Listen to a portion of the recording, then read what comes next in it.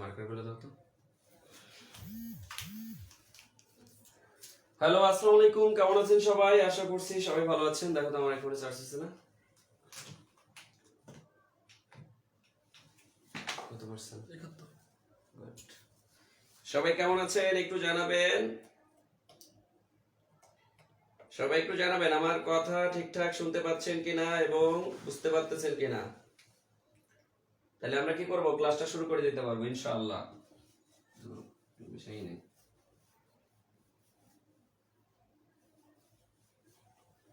একটু সবাই কমেন্ট করে জানান আমার কথা ঝয়কার ঝকঝকা ফয়কার ফকফকা বোঝা যাচ্ছে কিনা।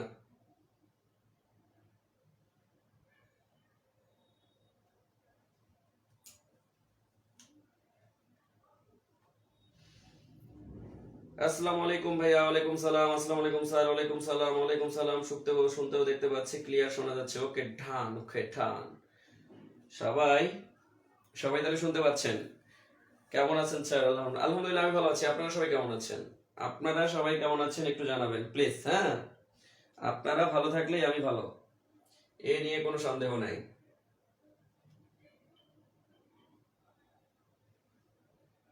আপনারা ভালো থাকা মানেই আমি ভালো, এ নিয়ে কোনো সন্দেহ নাই। জান্নাতুল ফেরদৌস রাশি আপু আসছেন। আসসালামু আলাইকুম স্যার। ওয়ালাইকুম সালাম।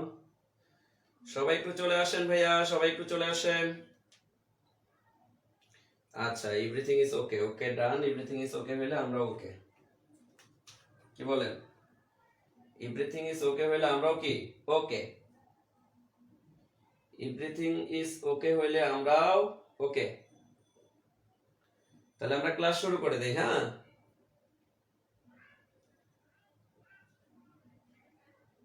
আমরা ক্লাস শুরু করে দেই ভাইয়া। আগের দিন হচ্ছে আমরা জাস্ট মৌলিক বলগুলো পড়তে ধরছিলাম। মৌলিক বলের মহাকর্ষ বল নিয়ে একটু কথাবার্তা বলছিলাম। মৌলিক বল, আগের ক্লাসে হচ্ছে আমরা মৌলিক বল পর্যন্ত পড়ছিলাম। কোন বল? মৌলিক বল। এই মৌলিক বল পর্যন্ত আমরা পড়ছিলাম। মৌলিক বলের মধ্যে আমরা শুধু আলোচনা করতে ধরছিলাম মহাকর্ষ বল, আর মোবাইল বন্ধ হয়ে গেছে। মহাকর্ষ বল।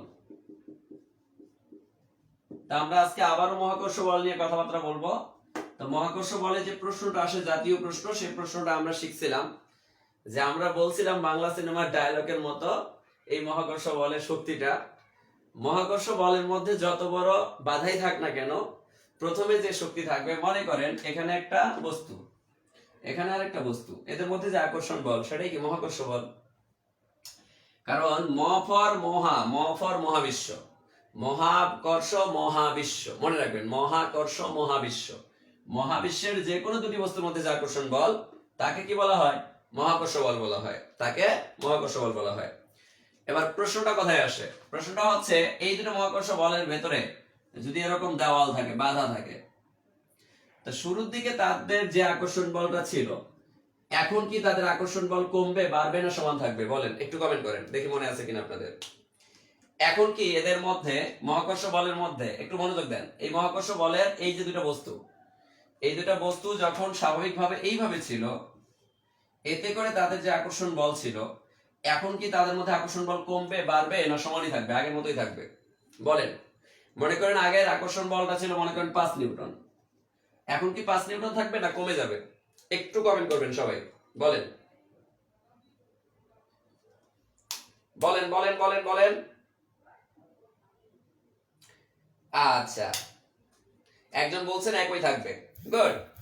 তাহলে দেখেন মহাকর্ষ বল বলতে আমরা এটাই বুঝি যে মাঝখানে যতই বাধা থাক না কেন, যতই দেওয়াল থাক না কেন, ও নিয়ে কোনো প্যারা নাই।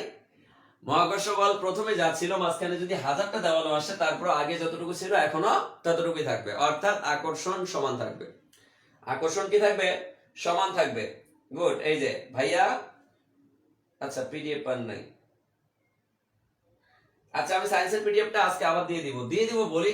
এই ক্লাস নেওয়ার পরে মনে করেন শরীর মানে ক্লান্ত হয়ে যায়, পরে আর মনে থাকে না, মানে এত ব্যস্ততার মধ্যে, বুঝছেন, মানে একটু একটু তো স্যাক্রিফাইস করাই লাগে। যাই হোক, আজকে আমি চেষ্টা করব। আচ্ছা, আমি পিডিএফটা দিয়ে দেবনি, গ্রুপে পোস্ট করে দেবনি, লিংকটা কপি করে গ্রুপে পোস্ট করে দেবো, জান। আচ্ছা, এখন এই মহাকর্ষ বল তো আমরা বুঝতে পারলাম যে মহাবিশ্বের যে কোনো দুটি বস্তুর মধ্যে যে আকর্ষণ বল তাই হচ্ছে কি মহাকর্ষ বল। ওকে, তা 2 নাম্বার মৌলিক বলটা কি? 2 নাম্বার মৌলিক বলটা হচ্ছে তড়িৎ চুম্বক বল। তাড়িত চুম্বক বল বা তড়িৎ চুম্বক বল, চুম্বক বল।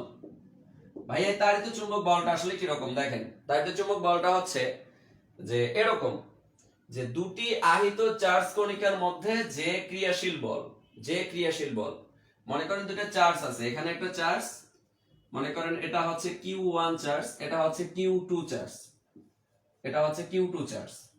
তাহলে এই Q1 চার্জ এবং এই Q2 চার্জের মধ্যে যে আকর্ষণ বল, এই আকর্ষণ বলকে আমরা তাড়িত চুম্বক বল বলতে পারি। কথা কি বুঝতে পারছেন? অর্থাৎ দুটি আহিত, এরকম করে বলতে পারি যে দুটি আহিত চুম্বক বা দুটি আহিত চার্জের মধ্যে যে আকর্ষণ বল, দুটি আহিত চার্জের মধ্যে যে আকর্ষণ বল, তাকে আমরা কি বলবো? তাড়িত চুম্বক বল বলবো। তাকে আমরা কি বলবো? তাড়িত চুম্বক বল বলবো। তাকে আমরা তাড়িত চুম্বক বল বলবো। ওকে, ডান। এরপরে আমরা জাস্ট একটু মুখে মুখে জেনে নেই, এরপরে আমি পার্থক্যগুলো বা সবগুলো জিনিসগুলো সুন্দর সুন্দর করে বলে দিচ্ছি, কোনো সমস্যা নেই, প্যারার কোনো দরকার নেই। এরপরে চলে আসেন, এরপরে সবল নিউক্লিয় বল। 3 নম্বরে হচ্ছে সবল নিউক্লিয় বল। একটু মনোযোগ দেন ভাইয়া, এটা কিন্তু বেশ ইম্পর্টেন্ট।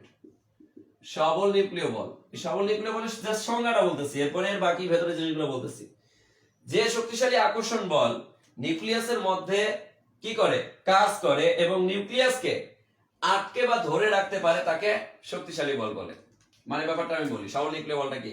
এটা যদি একটা নিউক্লিয়াস হয়, এই নিউক্লিয়াসের ভেতরে এই নিউক্লিয়াসকে মনে করেন যে ব্লাস্ট না করে, অণু পরমাণু যদি একজন আরেকজনকে আঘাত করতে থাকে বা গুতাগুতি করে যদি এদের মধ্যে কি করতে চায়, ব্লাস্টও করতে চায়, তাহলে যার কারণে ব্লাস্ট করতে পারবে না, তাই হচ্ছে কি সবল নিউক্লিয় বল। সবল নিউক্লিয় বল। এবং এই সবল নিউক্লিয় বলের একটা পাল্লা থাকে। কি থাকে? পাল্লা থাকে 10 ইনভার্স 15। 10 ইনভার্স 15, এই 10 ইনভার্স 15, 10 ইনভার্স 15 এটার থেকে যখনই এর এরিয়া বেশি হয়ে যায়, অর্থাৎ এই লিমিটের মধ্যে একটা নিউক্লিয়াস কি থাকতে পারে? সবল থাকতে পারে। যখনই এটার থেকে কি হয়ে যায় ভাইয়া? এটার থেকে বেশি হয়ে যায়, এটার থেকে যখনই কি হয়ে যায়, এই স্তরটা বেশি হয়ে যায় বা নিউক্লিয়াসের এরিয়াটা বেশি হয়ে যায়, তখনই সেটা ব্লাস্ট হয়ে যায় এবং সেটা দুর্বল নিউক্লিয় বল হয়ে যায়। অর্থাৎ একটা সবল নিউক্লিয় বলের লিমিটেড হচ্ছে 10 ইনভার্স 15 মিটার পর্যন্ত। 10 ইনভার্স 15 মিটার পর্যন্ত। তাহলে একটা নিউক্লিয়াসের চারপাশের টোটাল এরিয়া 10 ইনভার্স 15 মিটার পর্যন্ত সে সবল রাখে, আর যখনই এর থেকে বেশি হয় তখন সেটা সবল না থেকে দুর্বল হয়ে যায়। কি হয়ে যায়? দুর্বল হয়ে যায়। মনে রাখবেন এটাই। কথা কি বুঝতে পারছেন? এবার আসেন দুর্বল নিউক্লিয় বল। কি বল? দুর্বল নিউক্লিয় বল। তাহলে দুর্বল নিউক্লিয় বলটা আসলে কি? এটা আমরা কিভাবে মনে রাখবো? তাড়িত চুম্বক বলের চেয়ে 10 টু দি পাওয়ার 10 গুণ দুর্বল বলকে তাড়িত চুম্বক বল মানে দুর্বল নিউক্লিয় বল বলে। অথবা আমরা বলতে পারি 10 ইনভার্স 15 এর থেকে যখন এরিয়াটা বেশি হয়ে যায়, যখন ব্লাস্ট হয়ে যায়, তখন তাকে আমরা দুর্বল নিউক্লিয় বল বলতে পারি। অথবা অ্যাপ্রোপ্রিয়েট সংজ্ঞা হচ্ছে তাড়িত চুম্বক বলের চেয়ে যখন আমাদের এই বলটা 10 টু দি পাওয়ার 10 গুণ দুর্বল হবে, অর্থাৎ 10 টু দি পাওয়ার 10 গুণ